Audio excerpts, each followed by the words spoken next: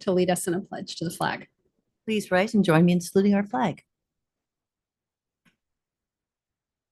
Pledge allegiance to the flag of the United States of America and to the republic for which it stands, one nation under God, indivisible, with liberty and justice for all.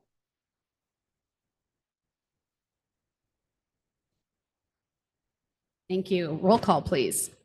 Councilmember Borbo, Here. Councilmember Daris, Here. Councilmember Newsom, Here. Mayor Pro Tem Funk, Here. Mayor Moreno, Here. all present. Thank you. For those of you attending in person, welcome. And if anybody is watching on Zoom, we welcome you as well. If you're on YouTube, listening on 1230, watching on channel 20, and you'd like to call in for community forum or any other item on the agenda, I recommend calling soon because this will be a fairly short meeting. So I would call right away and be on hold. And let me give you that phone number. It is 669-900-6833. Again, that number is 669-900-6833. And when you call in, you'll need to input a meeting ID, and that meeting ID is 889-2347-9018. Again, meeting ID 889-2347-9018.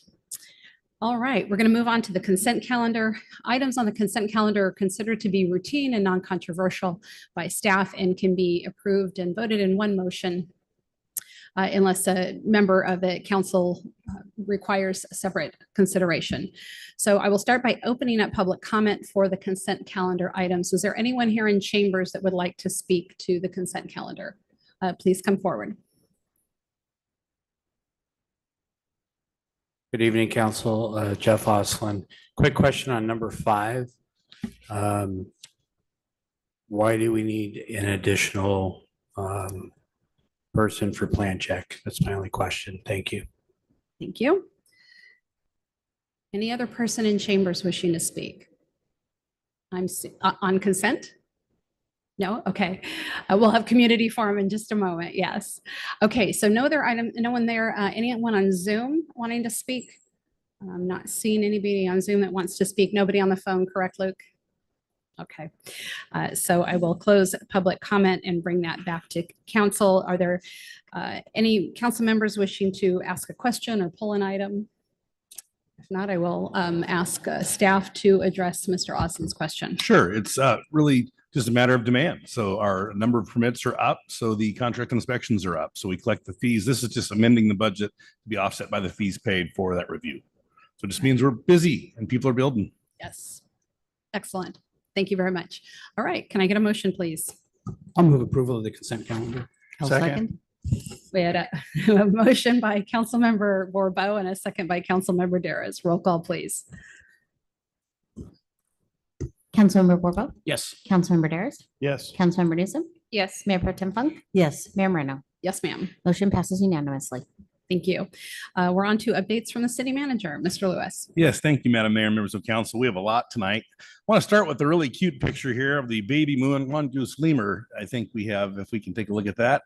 There, the baby. So this is another new addition to our zoo, the zoo at Spring, and we have a baby squirrel, and here we're showing the baby mongoose lemur. That was really exciting to have that the lemur was born last week and can be seen by our visitors. The adorable mongoose lemur will spend the first 3 weeks clinging to mother. So if you want to see that, you need to get over to the zoo very soon. But really, really kind of fun. The Party for the Planet Earth Day celebration was huge on Saturday. And we had a special unveiling of the Slow Beaver Brigade mural. It's really impressive. I may have a slide for that. And it's beautiful. That showcases how our local beavers are part of the ecosystem. Murals made possible through the California Coastal Commission Whale Tail Grants Program. There it is. And that's through the license plates. And from the San Luis Obispo Beaver Brigade in collaboration with the zoo and the city. So just a terrific mural there. And you can see Audrey Taub of the San Luis Beaver Brigade and Chumash artist John Coos. The event also had 15 vendors highlighting conservation in our area, both at the zoo and around our county, and all ages were able to learn a lot about sustainability, protection of animals, et cetera. Several educational demonstrations. Our new zoo educator was doing an incredible job. So just really, they stepped up the event. And these kind of events are important for our accreditation as well. We are encouraging conservation mindedness. So Now, while people were enjoying Earth Day and baby lemurs, we, the council and the executive team, were working very hard on Saturday at your annual workshop. And I just wanted to kind of recap for the public some of the incredible decisions that you made. And they're exciting. On Saturday, the council voted to move forward, or directed us to move forward with new plans for Fire Station 1. So you gave us the green light to move forward with a demolition of Fire Station 1 and a rebuild of a roughly 18 to 19,000 square foot fire station. It'll be very modern. It'll fit at the existing site.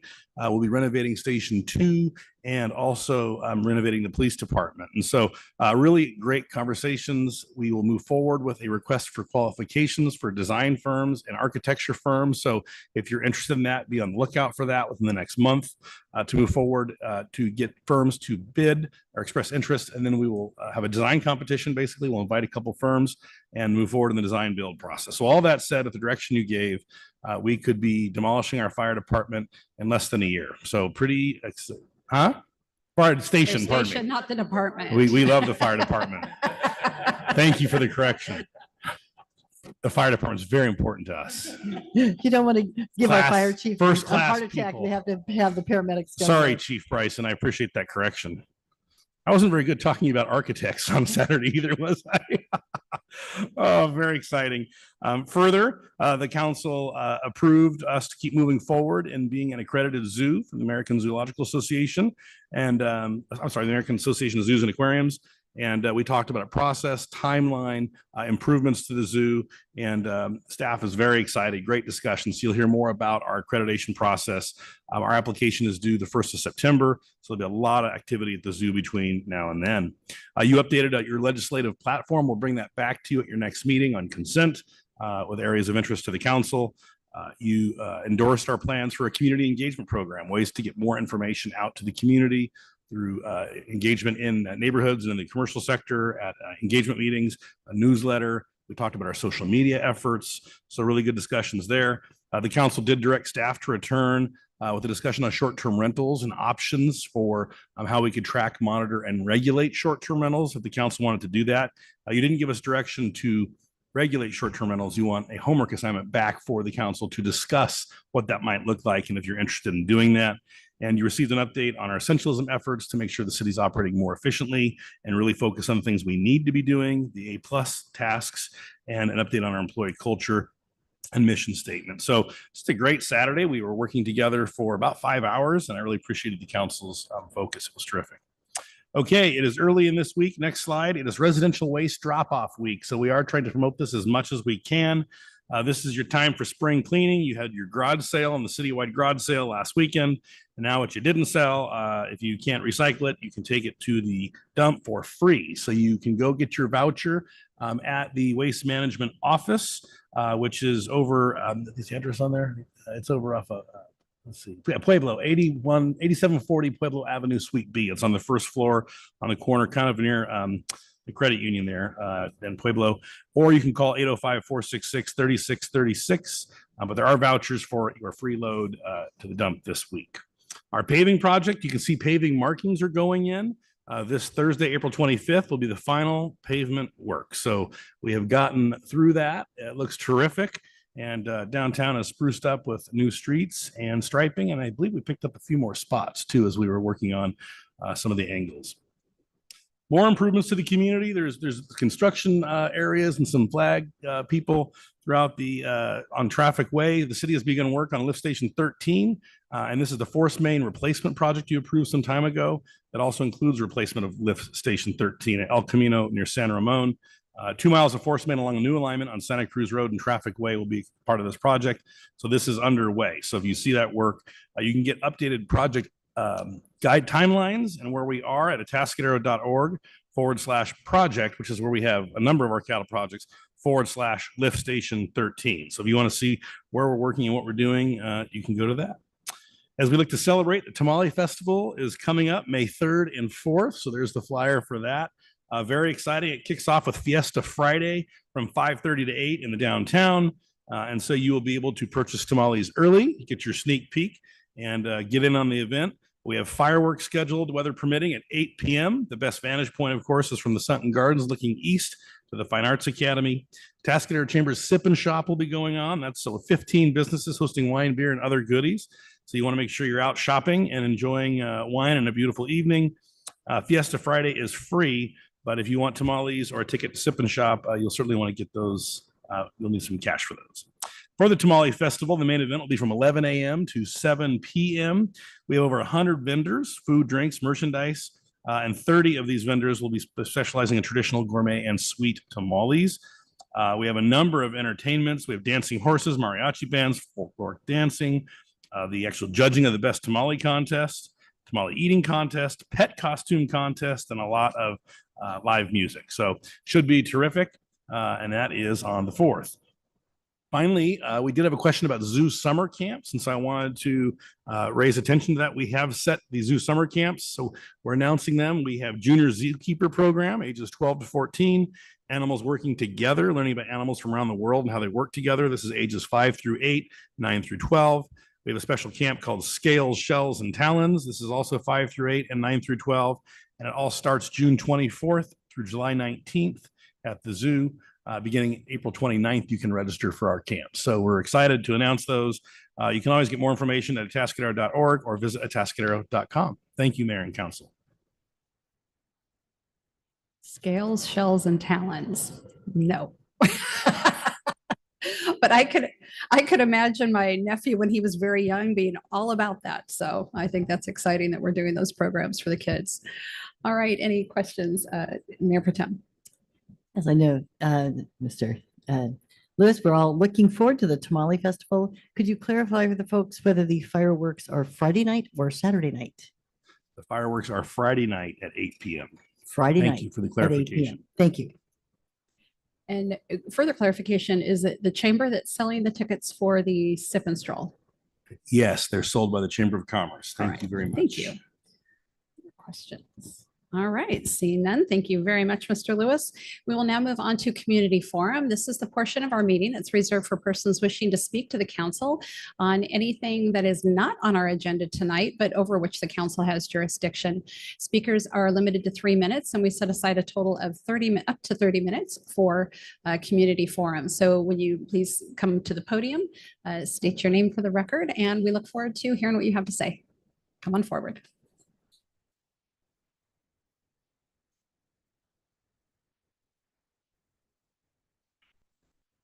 Hello, my name is Sam Gottlieb, and thank you to the Atascadero City Council, Mayor Moreno, for the certificate of recognition for this month, which is Sexual Assault Awareness Month.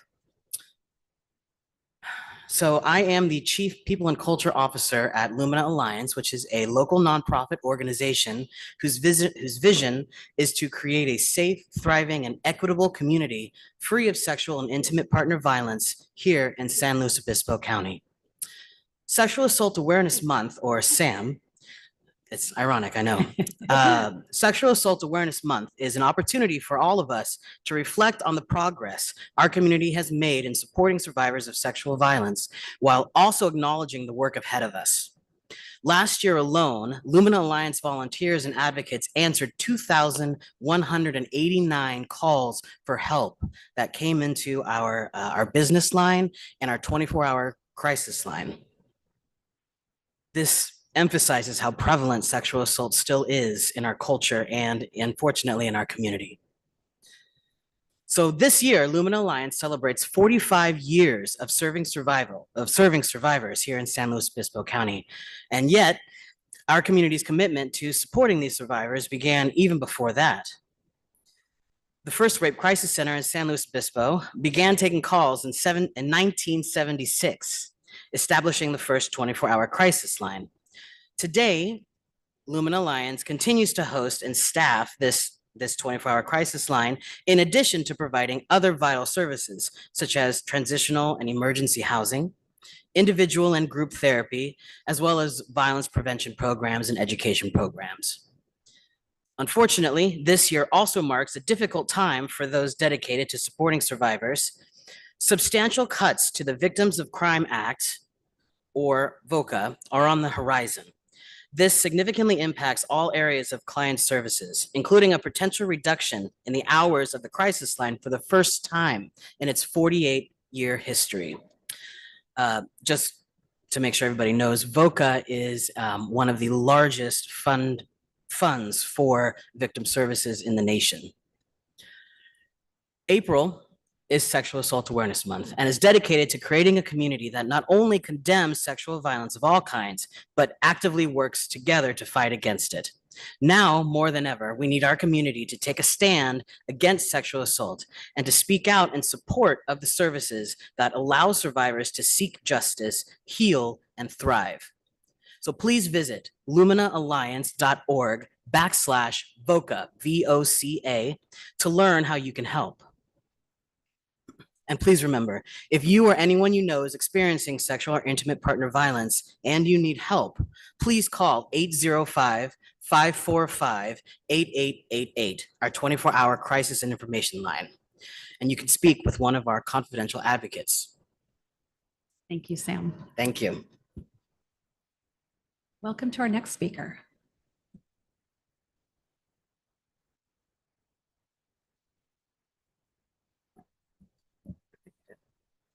Good evening, Council. Jim Wilkins with the Atascadero Historical Society.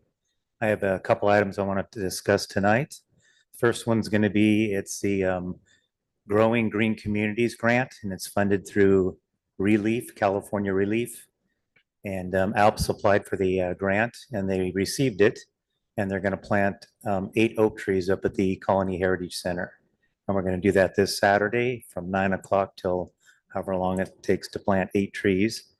There will be representatives from PG&E, representatives and volunteers from ALPS, and representatives and volunteers from the Historical Society. So if you wish to come up and play in the dirt, we'll be up there. And most of the trees will go on the tree easement part of the property up there. The second thing is we have an agreement up there with Hotel Park in the county as far as the parking arrangements. And the Historical Society owns 64 of those parking lots right down the center. I was hoping to get a map here, but it didn't show up. If you kind of imagine driving up there to the Hotel Park side where the commercial buildings are, all of the parking that's in the front is the Hotel Parks, and the parking right along the buildings is for the Hotel Park. This is on their property. And then the parking lots around the back, it's just the ones facing their building. On the county side where the library is there's the parking lot down in front, and then there's no parking in front of the library building. And then the first 2 rows into the parking lot are on the county property. The rest of that parking lot is owned by the Historical Society. So in that parking arrangement, the Hotel Park has 41 parking spots. The county has 50 parking spots. There's the picture. And the Historical Society has 64 parking lots. We've been using it as a fundraiser. I'm just here tonight to kind of make the community aware that we are the owners of part of that property up there. We've done it twice. We did it for Fall Festival last year, which was a little bit wet. And then we did it for Winter Wonderland, which worked out very well. We'd like to do it for the Tamale Festival, maybe Cruise Night, Fall Festival again, Winter Wonderland. We spent about $9,000 to help resurface the parking lot and stripe it. We're just trying to recoup some money back. And fundraisers have been a little slow. So we thought, why not use our part of the parking lot? We do ask the county to park their cars over on their side, which they do, which opens up our 64 parking spots. So I'm just here to kind of make the public a little more aware that when they pull up there, that it is legal what we're doing, because we do own the property. We had some people that weren't very happy with us not knowing we owned the property. So, but it's, additional parking, and it's 64 of them are ours. So we just trying to be good neighbors with everybody up there. So thanks for your time. Thank you, Mr. Wilkins. Next speaker. Good evening, council and staff again. Jeff Oslin, business owner. 2 things. Saturday strategic planning. I did attend quite a bit of it, and I will say it is really nice to see that our city employees, staff, and council, that we have an incredible culture in this city. It's pretty amazing. And I think our Employees are very happy to work for the city of Atascadero, and I think that is incredible because you don't see that in a lot of places. Thank you. On a more serious note, Senate Bill, was it 1783, I believe, as I logged back in, sorry. 1383, which is the waste management, recycling and all that mandated from the state. And I know our city's been working on it for a long time. There was letters sent out by IWMA and Waste Management. I don't know the involvement that our city had in it, but I want to back up a little bit. 2.5 years ago, Waste Management went around to a lot of businesses and required them to have green bins, whether they needed them or not. And now we have letters saying we have to file for exemptions or we're going to pay approximately $50 a week. I have reached out to Mr. Charles Bourbeau on this and also city staff. So it'd be $2,600 for Glenn's Repair to have a green waste bin for the few leaves that we have and a little bit of grass that we have. So now we can put the stuff in the dumpster officially. I will let you know that I did have the trash police come by on Friday afternoon and literally take pictures of all of my green waste container to make sure it was empty, my trash bin and my recycling. And I think this is a little overkill for what's going on. But the more serious part of this whole thing is the way I read the letter that was sent out says that everybody must comply. Now, if you don't want to comply with this, you have to file an exemption. So if you're in a condo place, and I'm just talking businesses, I'm not talking about multi-family homes at the moment. But if you're in a business, and let's pick on the Adobe Plaza, the way this letter reads and the way things read, every single unit would have to file for an exemption, even though that HOA or that particular plaza has a landscaper. You still have to go on and file individually the way this confusing letter reads. And I think the city needs to hopefully jump in a little bit and have some clarification on what really needs to happen. Is it to everything? Because they want to know who's hauling your green waste out. So I think that's what I have for tonight. Thank you. Thank you, Mr. Oslin. Other members of the public wishing to speak to community forum, please come on over now. No need to wait.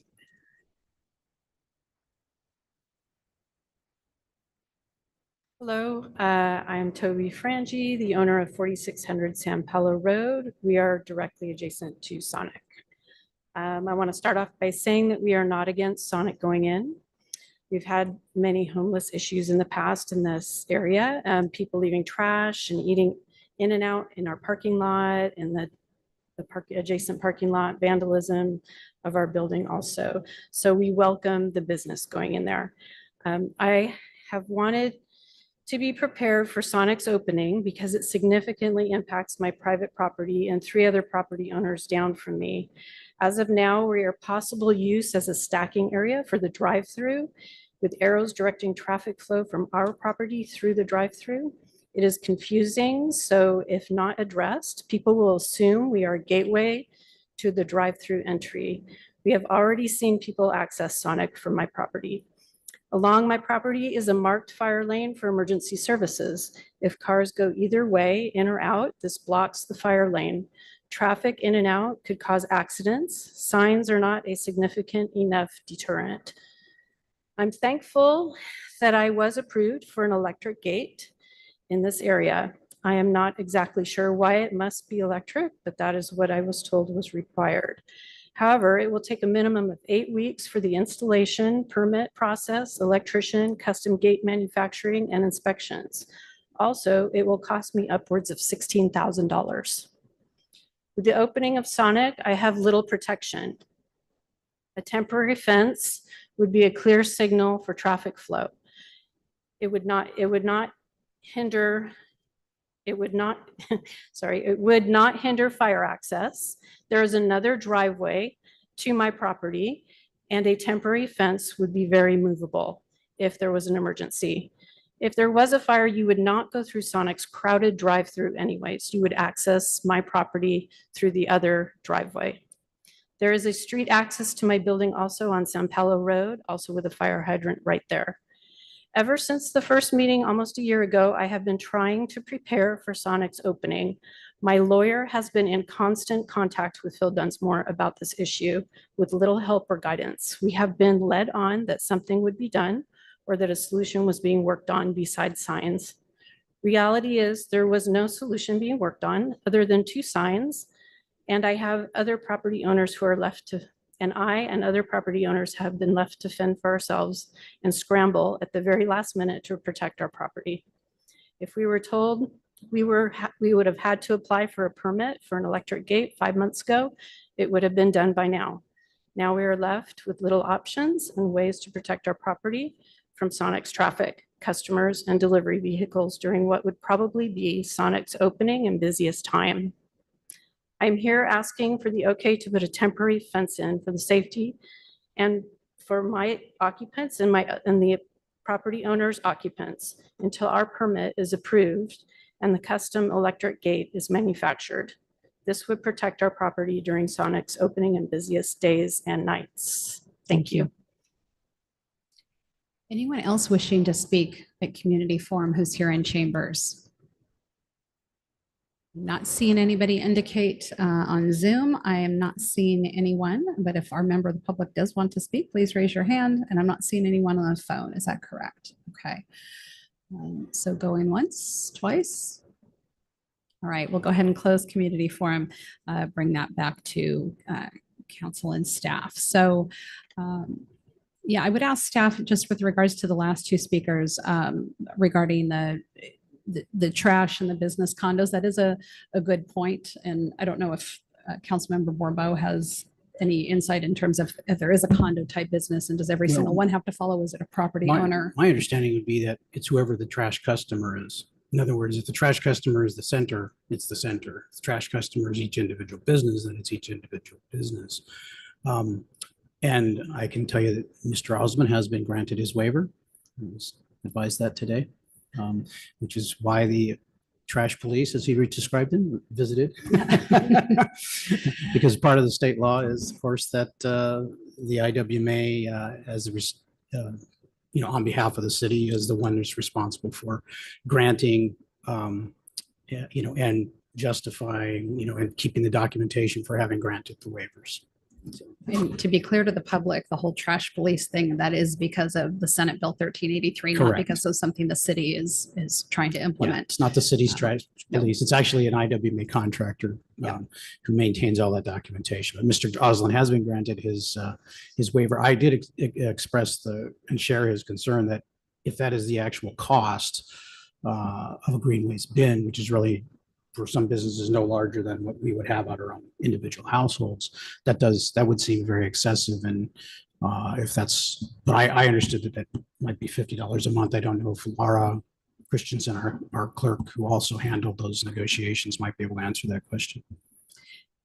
And actually, what I would say is just as we go forward, if we're hearing complaints and getting things, then maybe we need to be working, whether it's through IWMA or working even through the chamber and getting the word out. So if we have something like that, okay. And then maybe you can get with Councilmember Borbo, who'd like to know more about the costs. Thank you. And then with regards to the San Paulo, I would ask if a temporary fence is available, if you could get together with staff and see if that is something that is available. We can't make that decision here. Right. And I think that there's a larger, staff is working on trying to understand the whole project itself, because there were some subdivisions that we weren't aware of. There were some deed restrictions that were placed on some and fell off of others. The use is not consistent with the zoning, which is why there's this. So the city attorney and community development director are working on putting together a kind of a chronology and understanding so we can meet with folks out there and talk to them about potential solutions that they'll be part of. But I know, Chief, were you involved in any discussions about the gate? Have you? I don't have any of the exact details on the gate, but I know my Fire Marshal Battalion Chief, Dave Van Son, has been in good communication with Community Development Director Dunsmore, and I know they're working on a plan. I'll follow up again tomorrow, but this isn't a simple issue, and there are Yeah, so we're aware of Understand. it and we're working on it and we will be in touch with you, but we need a little time to put together. Thank you very much. All right, we will move on. We have no public hearings and no management reports this evening, so we'll move on to council announcements and committee reports. So this is council members. If we've been involved in anything that we want to briefly tell you about within the community, or a report from any of the committees on which we serve. So we'll go just from my left to my right, start with Councilmember Daris. Thank you, Mayor. I spent the better part of last week in Sacramento with our city manager and Mayor Pro Tem Funk at the California League of Cities conference. Went to a lot of sessions, a lot of good discussions on homelessness, how to deal with commercial crime, and I'm just an absolute number of things. It was a very busy and productive week. And then, of course, Saturday was a great meeting with staff and council and everything too. So other than that, all the committees that I'm normally on, I think I missed because I was in Sacramento. So I don't have anything to discuss on that. Thank you. No committee meetings since our last council meeting, and I did have the opportunity to be a server for Echo's Empty Bowls fundraiser alongside our new police chief, Dan Suttles. And that was a great event, and appreciate the community support for that. So, thanks. Thank you. Mayor Pro Tem.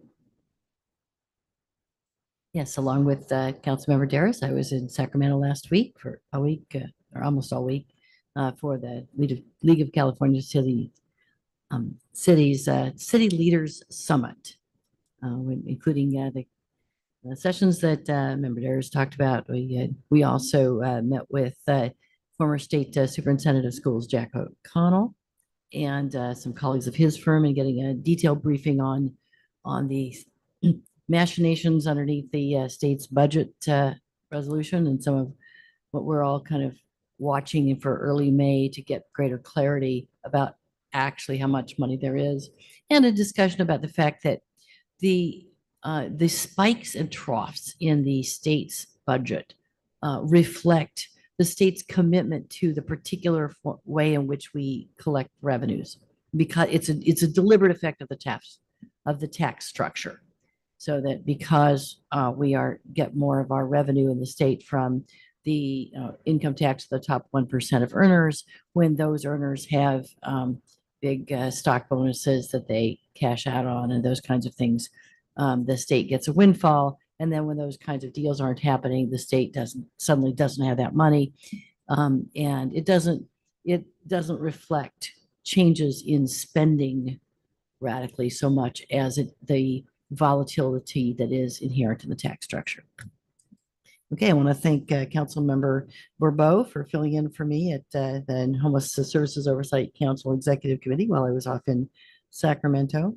HSOC does have a special meeting tomorrow afternoon looking at grant things. Design Review Committee will be meeting on May 2nd, I believe that's a Thursday, to look at the Collie Market Deli and one other project. I was in communication with Wendy Lewis, who wants to thank the community and the council for support of the Empty Bowls and of Echo Shelter. They had a very successful event, and they are up to 80 people that they have now housed so far this year, gotten into permanent housing.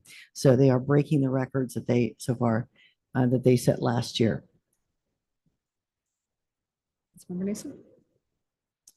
No, that was going to be my correction to myself. I didn't attend any of my regular committee meetings, but I did attend the HSOC on behalf of Mayor Pro Tem Funk. So Yes, I she thank you covered for it. that. Thank you. I know you didn't attend any of my meetings because it's been kind of quiet for me, so nothing to report. I attended the countywide mayor's meeting last week. Assemblywoman Addis attended, and I really appreciate her. She formed the Central Coast Caucus, and so there are now 10 members of the legislature on that caucus to really advocate for our area, because we are a smaller area. We're not like San Francisco and LA and all the others. So it's good to have voices kind of coming together to speak on our behalf. A lot of you I know have had struggles with, particularly fire insurance, home insurance related to fires. And I know that the legislature has been working on that. hasn't been successful. She says, and some of my colleagues probably saw the email that came around, and there was something today that Insurance Commissioner Lara was doing with regards to trying to get a fix for this by the end of the year. But the bottom line is insurance rates will be going up. That's what we're looking at. But more importantly, we need to make sure people can get insurance because the FAIR plan is oversubscribed. That's the state's plan. And so something really needs to be done to fix this problem for so many of our residents. Lastly, I will have SLOCOG and RTA next week, San Luis Obispo Council of Governments, Regional Transit Authority. And what is on our agenda is that we will not be moving forward with the sales tax measure. So that has been sort of put aside, and we won't be voting on that. So I see a member of our audience looking to clap here. So, and that is it for my reports. Looking forward to empty bowls this coming week in Paso. And moving on to individual determinations, I'm not seeing any here. Any Councilmember Borbo? Yeah, I do have one. A while back, it being a small town, I ran into our city treasurer, Jerry Seabach, in Food for Less and had a lengthy conversation about his concern about the elected office of treasurer, which he has been for multiple terms now and is, extremely qualified, overqualified, having been our county auditor controller for many years before he retired from that.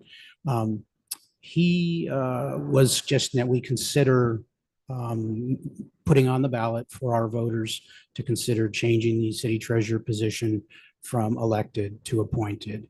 You may recall we did put both the city clerk and city treasurer on the ballot, I think in 2018, maybe, I think it was 18.